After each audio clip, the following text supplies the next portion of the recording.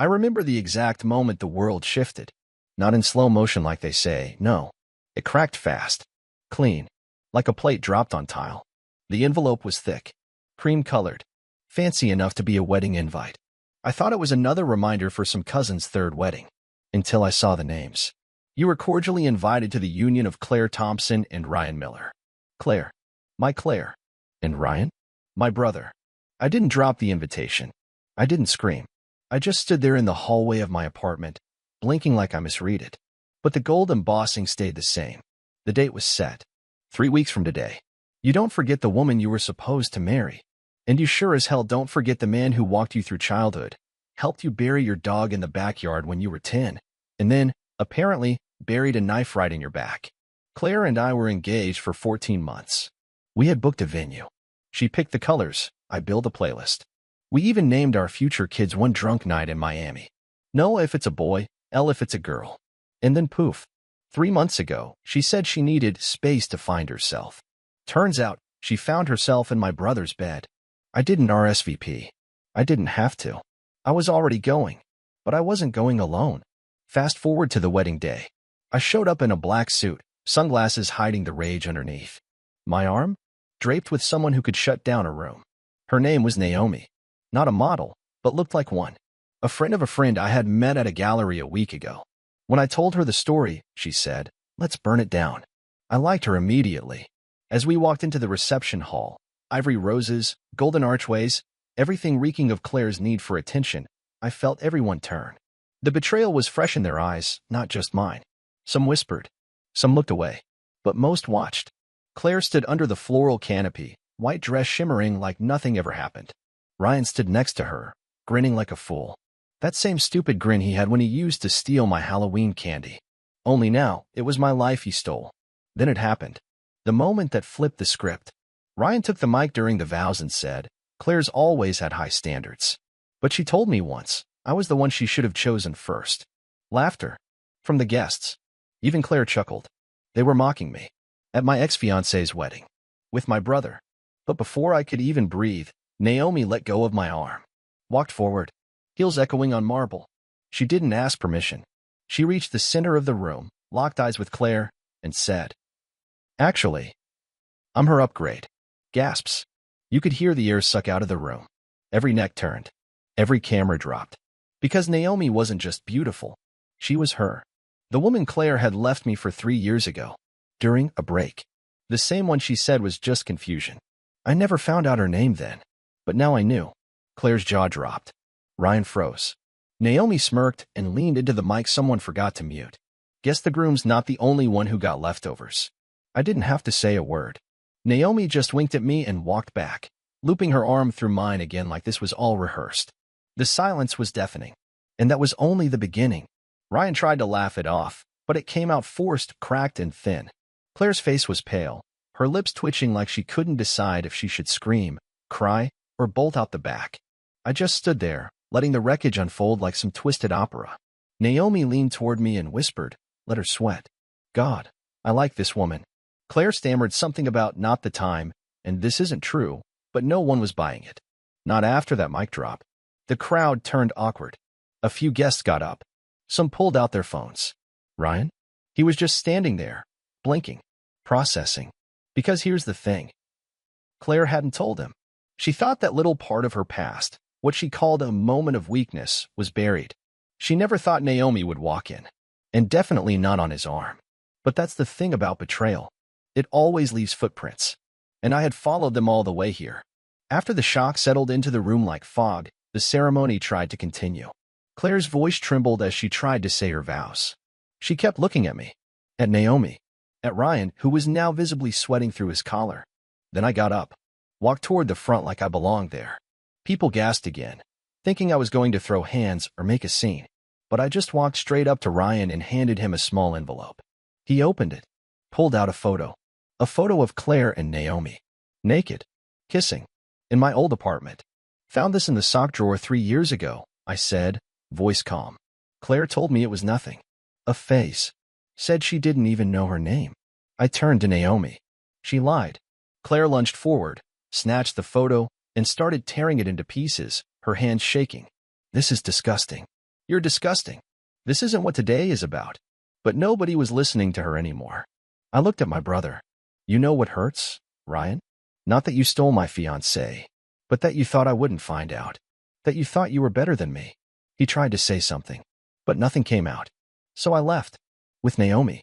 Together, we walked out of the gold-plated disaster and into the sun. Naomi lit a cigarette and offered me one. I don't smoke. But that day, I did. We didn't speak for a while. Just let the silence sit between us. And then she said, "You handled that better than I thought." I laughed. Not done yet. Because what Claire and Ryan didn't know was that I wasn't just there for the drama. I had something else. Something worse. And I was going to deliver it by morning. That night, I didn't sleep. Naomi crashed on my couch, her heels tossed somewhere near the door, her jacket draped over a chair like she'd lived there 100 times before. I sat at the kitchen table with my laptop, a whiskey glass sweating beside me, and the final piece of my plan lighting up the screen. Emails. Screenshots. Transfers. You see, when Claire left me, she didn't just break my heart. She left traces. Dumb ones. She forgot I set up her email when we moved in. Forgot I had access to the shared drive she used for work. Forgot I built the damn spreadsheet she logged her freelance hours into. Except those hours didn't match up. What I found, over weeks of painful digging, were transactions, wire transfers between her and Ryan. Strange amounts. Repeated every few weeks. Labeled as consulting. I dug deeper and found they were pulling money from my late mother's trust, something Ryan was managing after Mom passed last year. That was the real betrayal. Not the affair. Not the wedding. They were stealing from her grave. I sent the file to a lawyer friend in the morning. The kind of friend who doesn't blink when you say, "I want them bled out, legally." He promised movement by Monday. By the time Naomi woke up, made coffee, and slid into the chair across from me, the gears were already in motion. "You look like hell," she said, sipping casually. "Feel like it," I said. "Ready to be a villain yet?" I smiled. "I think I already am." The next 48 hours moved fast. Ryan called. I let it ring. Then he texted. "We need to talk. Please." I didn't answer. Claire sent a paragraph-long essay about how Naomi violated her privacy, how I ambushed her special day, how she was hurt. I replied with one word. Soon. What they didn't know was that I had booked an appointment at the bank the same day Claire walked out on me months ago. I'd removed her as a beneficiary. Changed the locks. Froze joint assets. I just never told her. She assumed I was still dumb and hurt. She forgot I was patient.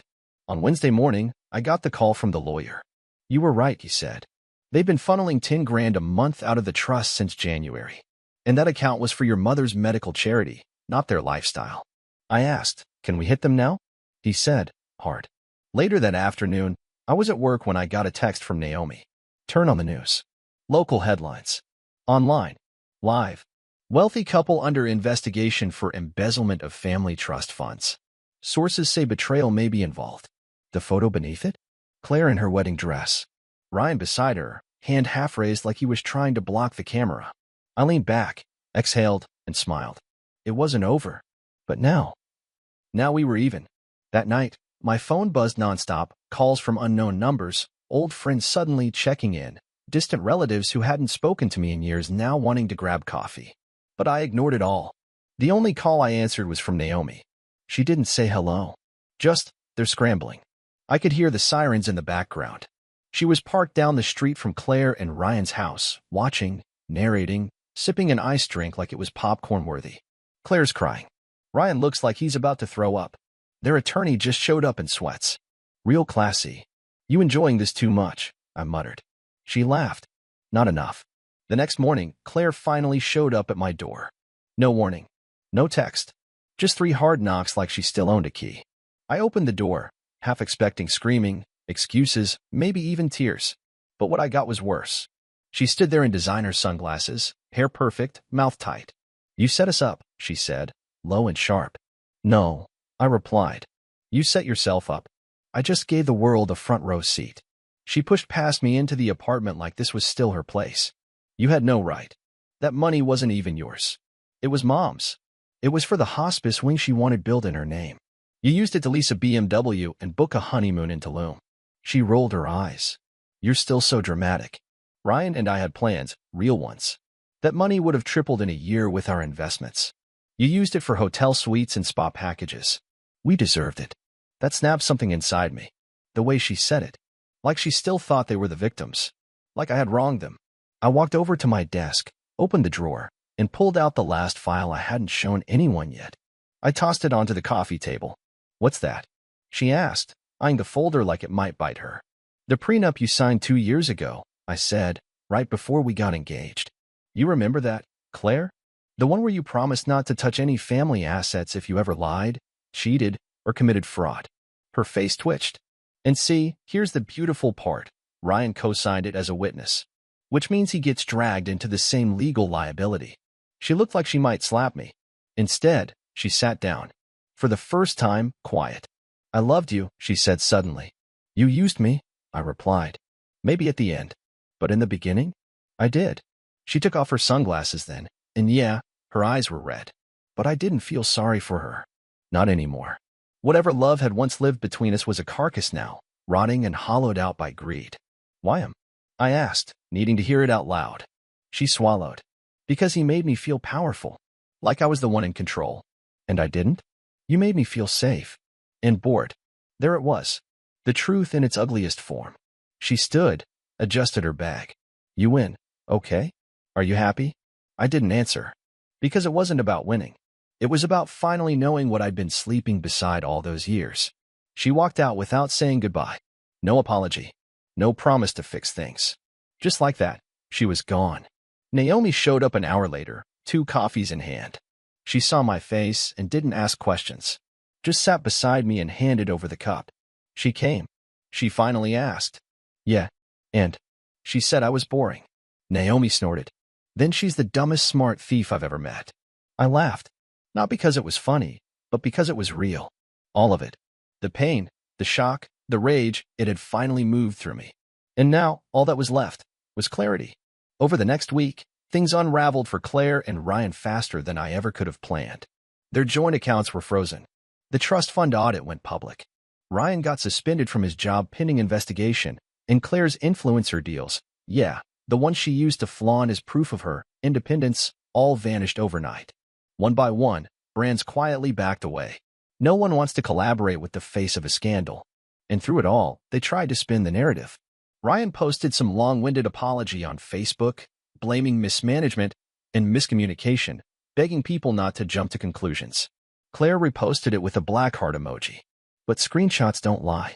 And the people who once laughed at their wedding suddenly weren't laughing anymore. I stayed quiet. Let the silence speak for me. Until one night, I got a call from Dad. We hadn't spoken much since the engagement ended. He was always neutral, the classic both sides guy. But tonight, his voice was different. Heavy. Son, he said, I didn't know. About the money. About Claire. Any of it. I could tell he meant it. And I could also tell he was ashamed that his oldest son had betrayed his youngest, that his daughter-in-law had gutted our family in public. He paused, then added, if your mother were alive, she'd be proud of how you handled it. That one hit deep. I thanked him, hung up, and just sat there for a while in the dark. Naomi was asleep in the other room. She'd been staying over more. Not officially. No declarations. Just there. She never asked what we were or where it was going. She didn't need to. She just stayed. And maybe that's what I needed most. The next morning, a video started circulating online. Naomi had posted it without telling me. A simple montage, clips from the wedding, snippets of their vow exchange, the mic drop moment, and then Claire's breakdown. All set to a haunting piano track. Title, What Betrayal Looks Like. It hit 300K views in 2 hours. Claire tried to report it. Failed. Ryan commented, this is cruel. Naomi replied, so was stealing from a dead woman. People ate it up. Twitter lit up. TikTok duets. Memes. Hashtags. But for the first time, I didn't feel like a victim anymore. I felt free. A few nights later, Naomi and I sat on the balcony, watching the city buzz below us. She lit a cigarette, leaned back, and asked, so what's next? I looked out at the skyline. Closure, I said. You think you've got it? Not yet. But I'm close. She nodded. Well, when you get there, don't let them back in. Not even in your head. I won't. She took a drag, exhaled slowly. I like this version of you, she said. The one that doesn't flinch anymore. I didn't respond. Just reached out, took her hand. She didn't pull away. Maybe that was enough for now.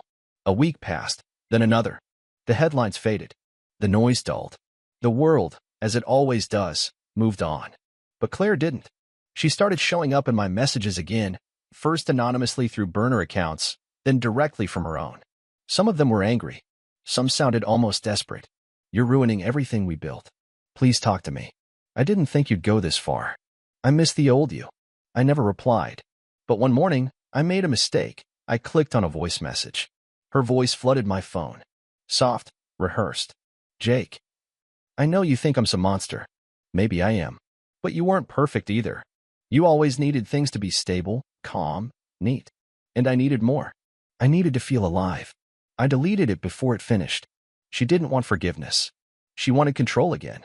To find some lever, some weak part of me she could press into until I cracked. But I was done breaking for her. Meanwhile, Ryan had gone full ghost. Deleted socials. Moved out of the apartment they were sharing. Word had it he was staying with a college friend in Idaho, regrouping. I wasn't surprised. Ryan was never the type to face a storm. He hid and waited for it to pass. Claire, on the other hand, kept clawing for attention. She started posting again cryptic captions, moody filters, shots of her healing in luxury spas. I saw one where she quoted some garbage about rising from ashes. The comments? Brutal. And Naomi? She was still around. Not in a clingy way. We weren't together in the traditional sense. No labels. Just long talks, shared meals, quiet mornings. I liked how easy it was. She didn't need me to be anything except honest. One night, we sat watching some bad horror movie. Halfway through, she turned and said, "So, are you gonna close the loop?" I knew what she meant. Claire had destroyed more than a relationship. She'd poisoned family. She'd desecrated the memory of my mother for personal gain. And while part of me wanted to walk away and never look back, another part whispered, "Burn the rest down." So I wrote her one final message. "You want closure? Here it is. I loved you. I trusted you. I would have built my life around you. But you threw it all away for a cheap thrill and a chance to feel superior. I don't hate you. I just see you clearly now. You're small. And I'm done giving you power." I hit send, then blocked her. Everywhere. It wasn't dramatic. No fireworks. But something shifted inside me, something permanent. Naomi read the message over my shoulder. When I turned to look at her, she just smiled and said, "Now you're free." And she was right. Because for the first time in years, I wasn't clinging to what was, or bleeding from what could have been. I was done. With her. With Ryan. With all of it.